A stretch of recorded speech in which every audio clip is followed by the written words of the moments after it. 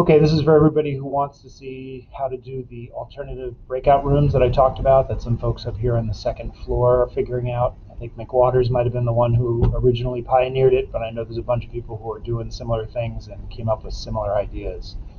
So I'm assuming you all are used to getting to a screen like this where you have a breakout room or a room, excuse me.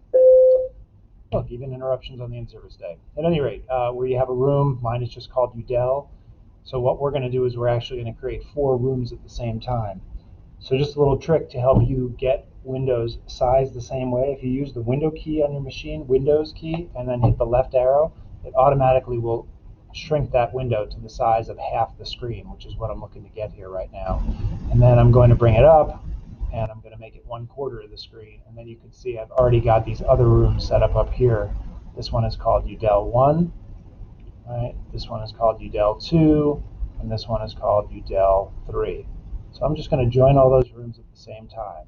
So join my main room, join Udell 1, join Udell 2, and join Udell 3.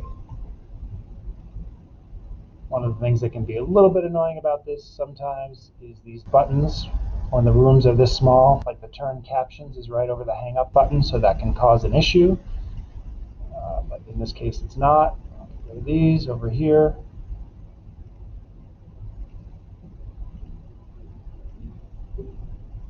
Of course, that one I just hung up on because the buttons are close together, like I just said. So I'll rejoin.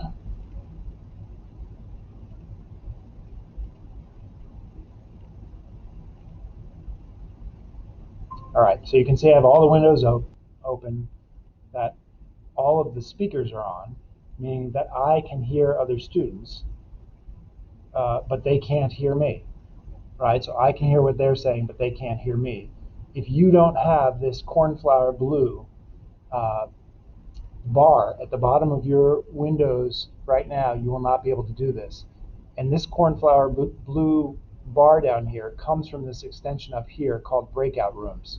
This is the one that Chris Schultz showed you earlier in the year that I don't think anybody found worked particularly well in practice. So we're not using that extension except for the fact that you have to have this button right here. You have to be able to turn that off. What that means is that I can't hear them. So in other words, when I want to have a room open, and I have kids in all 4 of these breakout rooms, which just means I would have told them ahead of time on a Google Sheet, you go to breakout room 1, you go to Udell 2, you go to Udell 3, you go to Udell 4, or whatever I have them named. Then the rooms that I'm not paying any attention to, I have in this situation. And what that would mean is I could see any kid that was in this room, and I could see if their mics were on. So if I tell them to be there and chatting, I'll just go in really quick and be like, not sure why you guys are muted, but you should be unmuted. You're just talking with yourselves. You're not bothering anybody else, right? And I could see that just from that. Or if there were things going on in the chat, I can have their chat going open during this whole time, and I can just see it. Any of the rooms that I wanted to be in, I would turn on my camera, and I would turn on my microphone, and I would turn on my speaker. And that would mean currently, this would actually be annoying, I could be hearing what's going on in this room and this room. All right, so now all of these rooms, I cannot hear anything. These are the only people that can hear me, right? And when I'm done checking on these folks, right, often what I do, if I'm being honest, is I say, all right, guys, I'm taking off. You sure there's no questions? And they'll all be quiet, and I'll say, okay, I'm getting out of here. And I'll turn this off, and I'll turn this off, and I'll just listen for a second. And sure enough, half the time, some kid will be like, I'm not going to lie, I don't know what he's talking about. And I'll just come back and be like, I can hear you, right? And here's what I'm talking about. And, so they'll probably catch on to that, but it did work in the beginning. And then I could jump to this room down here. And now these are the kids that could see or hear me, right? And I can leave and I can just move across the rooms. Now let's say that I've got them in these breakout rooms and I have them discussing something, and now I want them all to hear everybody. All I would do is, and you can have the cameras on or less than that if you want to, I would just come back and I would say, all right, group 1, I just want you to know everybody can hear you now. I'm turning you on. And then I would turn this one on, and this one on, and this one on. Now this is something you'll have to experiment with on yourself. When I was doing this, I have the speakers in my room up above me. However, I just moved my desk over here and it was over there. And in this situation, even though they're in a different room, when this kid talks, it comes out of my speakers and it goes back into my microphone so the other three could hear.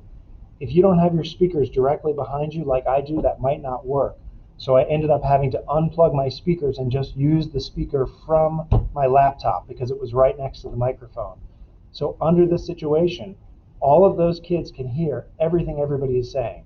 If you're in this room and there's only 3 kids here, they can only see those 3 kids. They can see me, but they can hear the kids here, they can hear the kids here, and they can hear the kids over here, all at the same time. So that works really well. The other thing that's really good about that is sometimes we've all figured out if you have 20 kids in a meet, it slows it down. But seeing that I'm working from a more powerful machine, there's only 5 kids in this meet, and there's only 5 kids in this one, and 5 kids in this one, and 5 in this one, which means all of them are able to act much more quickly. The other thing that I know Dr. McWaters does that I just moved my computer over here for this very reason is you can also, at this point, if you wanted to, you could be standing at your Promethean board and working, and they can all see you at your Promethean board. And they can just shout out questions at you, and you can answer them. So if you wanted to do something like that instead of presenting. Because the one downside of using your breakout rooms this way is you can do it, but it might really start to slow your computer down. If you wanted them to see a document on your screen, then you're going to have to present it back to 4 different rooms, and that may not be an ideal situation. So that's the one area where I would say this breakout room is not the best.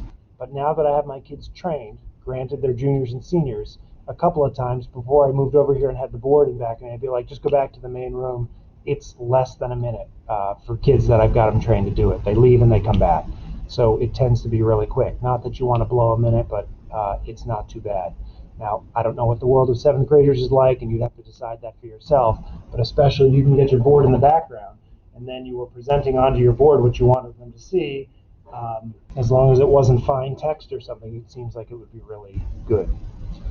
So I have a feeling that I probably forgot something about this, and I'm not exactly sure what that something is, but if you have follow-up questions, I'm sure you'll let me know.